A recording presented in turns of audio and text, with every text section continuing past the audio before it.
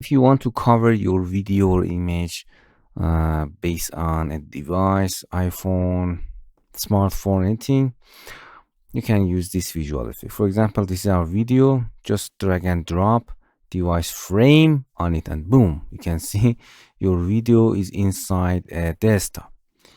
If you go in here, I would better seeing that just click on device. You can select device, iPhone. You can see your video is playing on iPhone. If you scale your whole video, you can see whole frame will be increased. You can change to MacBook. You can change a Google Pixel and download more from TechSmith website. So that's it.